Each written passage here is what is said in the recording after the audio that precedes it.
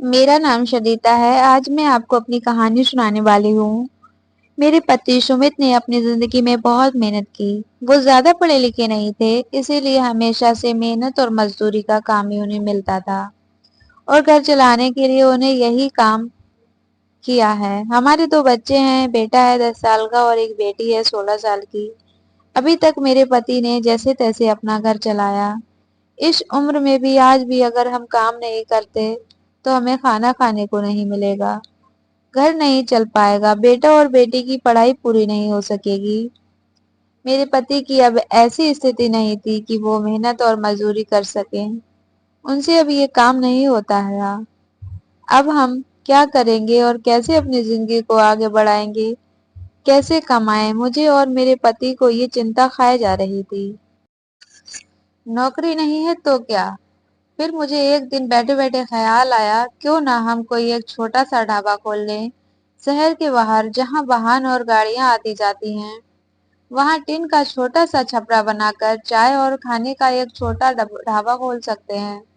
میں نے اپنے پتی سے یہ کہا، انہوں نے کہا کہ دکان کھولنے کے لیے پیسے؟ میں نے کہا ٹین کا چھپرا لگانا ہے، بس اس کے لیے پیسے لگیں گے، باقی سارا کھانا بنانے کا سامان ہم گھر سے لے سکتے ہیں۔ تھوڑے پیسے میں نے اپنے جاننے والوں سے لے لیے تھے تاکہ ہم اپنا چھوٹا سا ڈھابا شروع کر سکیں۔ ان کے من میں ابھی بھی سنکوچ تھا کہ بار بار منع کر رہے تھے، لیکن میں نے کہا ہم ایک بار کوشش کرتے ہیں اور زیادہ کچھ نہیں لگے گا۔ کچھ دنوں تک منانے کے بعد وہ مان گئے اور ہم نے ایک چھوٹا سا ڈھابا شروع کر دیا۔ پہلے دن میں اور میرے پتی وہاں اپنے ڈھابے پر بیٹھے تھے، لیکن کچھ خاص لوگ نہیں آئے۔ ڈھابا چھوٹا اور اوپر سے سبھی کھانے والے پہلے ہی اپنے ڈھابے فکس کیے ہوئے تھے کہ انہیں کہاں رکنا ہے اور کہاں کھانا ہے۔ ہمارا پہلا دن نراش بھرا تھا۔ کچھ دن ایسے ہی گئے، کوئی اکا دکا لوگ چائے پینے رکا کرتے تھے، لیکن اتنا نہیں ہوتا تھا کہ ہم اس سے اپنا گھر چلا سکیں۔ میرے پتی پھر سے کسی کام کی تلاش میں لگ گئے۔ انہیں ایک کام مل گیا تھا جہاں پیسے کم تھے لیکن مزدوری بھی کم تھی۔ انہوں نے وہ کر لیا، لیکن میں نے ڈھابے پر جانا نہیں چھوڑا۔ اب میں اپنی بیٹی اور بیٹے کے ساتھ وہاں جانے لگی۔ ہم نے ہمت نہیں ہاری اور دھیرے دھیرے کچھ لوگ ہمارے یہاں آنے لگے۔ ایک مہینے میں گراہک بھی زیادہ آنے لگے۔ کوشش کرتے کرتے اب ہمارے یہاں رکنے لگے تھے۔ انہیں گھر جیسا کھانا مل رہا تھا، اسی لیے ہمارا چھوٹا سا ڈھابا چل نکلا۔ میرے پتی جتنا کماتے اس سے زیادہ اب ڈھابے سے کمائی ہونے لگی تھی۔ دیکھتے ہی دیکھتے ہم نے جو چھوٹا سا ڈھابا کھولا تھا اس سے ہماری آرتھک استھتی بھی بہت اچھی ہو گئی تھی۔ جو قرضہ لیا تھا وہ بھی اتر گیا تھا، ہمیں ایک نئی امید مل گئی تھی۔ سب کچھ اچھا چل رہا تھا۔ ڈھابے کو کھولے 6 مہینے ہو گئے تھے۔ ہمارے چہرے پر رنگت آ گئی تھی، لیکن پھر ایسا کچھ ہوا جس کے بارے میں نے سوچا بھی نہیں تھا۔ ایک دن گھر سے جب ہم لوگ ڈھابے کے لیے جا رہے تھے، تب میرے پتی کہتے ہیں ڈھابا آج سے بند، کوئی بھی اب وہاں نہیں جائے گا۔ یہ کہتے وقت وہ بڑے غصے میں تھے۔ ایسا غصہ میں نے ان کے چہرے پر آج تک نہیں دیکھا۔ میں نے بولا کیا ہوا ہے؟ کیا بول رہے ہو؟ اتنا اچھا ہمارا ڈھابا چل رہا ہے، آپ کو کیا ہو گیا ہے آج؟ وہ بولے میں نے کہا نا کوئی بھی اب وہاں نہیں جائے گا، نہ تو جائے گی اور نہ تیری بیٹی۔ میں نے بولا آپ شانت ہو جائیے، آپ کی طبیعت تو ٹھیک ہے نا، آپ آرام کریں، ہم لوگ اس بارے میں بات کرتے ہیں۔ وہ اور زیادہ غصہ ہو گئے، کہا کہ کوئی بات نہیں ہوگی، میں جتنا کماتا ہوں اتنے سے ہی گھر چلے گا، تو اب وہاں نہیں جائے گی۔ میرے پتی کا ایسا روپ میں نے پہلے نہیں دیکھا تھا۔ اس دن میں ڈھابے پر نہیں گئی، لیکن جب وہ شام کو آئے تو ان کا بھی منہ اترا ہوا تھا۔ میں نے صحیح سمے دیکھ کر ان سے بات کی، پوچھا کیا ہوا؟ آپ کو ایسا کیوں بول رہے ہیں؟ وہ بولے کہ میرا منہ مت کھلواؤ، میں سب جانتا ہوں کہ تو کیا کر رہی ہے۔ میں تیرے ساتھ اتنے دنوں تک وہاں رہا، تب تک تو کوئی نہیں آتا تھا، اب میرے جاتے ہی ڈھابا چلنے لگا، آخر ایسا بھی کیا ہو گیا؟ میرے تو ہوش ہی اڑ گئے کہ وہ کیا بولنا چاہتے تھے۔ میں سمجھ گئی ایسی باتیں، وہ بھی شادی کے اتنے دنوں بعد، ان کے منہ سے سن کر مجھے یقین ہی نہیں ہو رہا تھا کہ یہ میرے پتی ہیں۔ میں ایک دم خاموش ہو گئی۔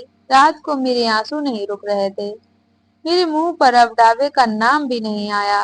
اس طرح की बातें सुनने के बाद मेरे अब कुछ करने का मन ही नहीं कर रहा था। उस दिन से खामोश हो गई। अब कुछ करने को कहने को बचा भी नहीं था। मैंने सोचा था कि उनको कोई सफाई नहीं दूंगी, वो अपना काम करते रहें, लेकिन उनकी कमाई कम थी, उससे अच्छे से गुजारा नहीं हो पाता था। कुछ ही दिनों में जो पैसा जमा किया था वो भी खत्म हो गया। करीब 3 महीने बाद ही उनकी तबीयत खराब हो गई और वो बिस्तर पर आ गए। काम नहीं कर पा रहे थे। मैं जैसे तैसे उन्हें संभाल रही थी। घर में जब पैसा खत्म होने लगा तो कर्जा लेने की नौबत आ गई।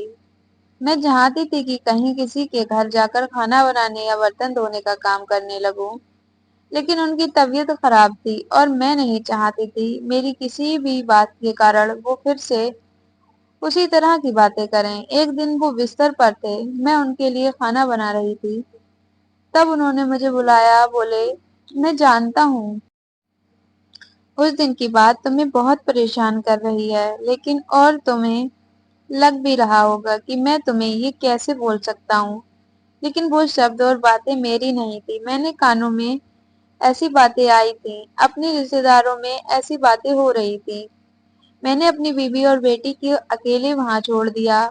उन्हें देख लोग रुकते हैं जिससे कमाई हो रही है। इस तरह की बातें मैं बर्दाश्त नहीं कर सकता था। 2 रोटी कम खा लेंगे, लेकिन ये सब नहीं सुनना था। समाज और यहाँ के लोग, खासकर आपके जानने वाले और रिश्तेदार, आपको आगे बढ़ते देख बहुत कुछ कहने लगते हैं, लेकिन लोग इस हद तक गिरे हैं, मुझे इसका पता नहीं था। और मेरे पति भी उनकी बातों में आ गए।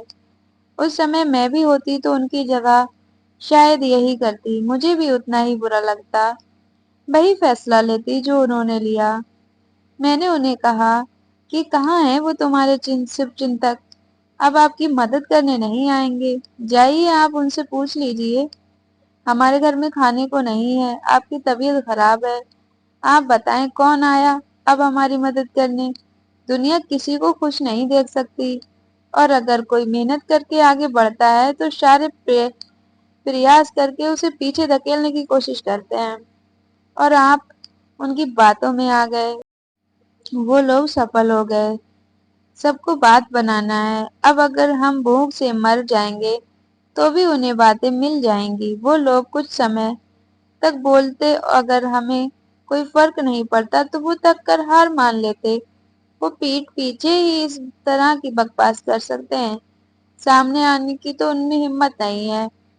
उस दिन मेरे पति की भी आंखें खुल गईं। उन्होंने कहा कि तुम बिल्कुल सही कह रही हो, मैं पागल था। लोगों को सफाई देना और उनके आगे अच्छा बनने में अपना नुकसान कर लिया। जब हम गलत नहीं है तो हमें सफाई देने की जरूरत क्या है, और हमें डरना भी नहीं चाहिए। मुझे माफ कर दो, हमें नहीं उन्हें बदलना होगा, अपनी सोच। और अगर नहीं बदले तो हमें क्या, हमें अपने कर्म करते रहना चाहिए। क्या अब हम फिर से कुछ कर सकते हैं?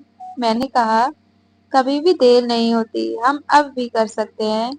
मेरे पति बोले, मैं भी अब तुम्हारा साथ दूंगा अगर तुम चाहो तो। मैंने कहा, हाँ। और फिर एक बार कोशिश की, थोड़ी मुश्किल हुई, लेकिन धीरे धीरे सब ठीक हो गया और हमारा ढाबा फिर से चलने लगा। तो दोस्तों, कहानी कैसी लगी कमेंट कर कर जरूर बताइए। अपने दोस्तों में शेयर कीजिएगा, वीडियो को लाइक कीजिएगा, चैनल पर नए हो तो सब्सक्राइब कर लीजिएगा। मिलते हैं एक नई वीडियो में, तब तक के लिए अपना ख्याल रखिए। Thanks for watching.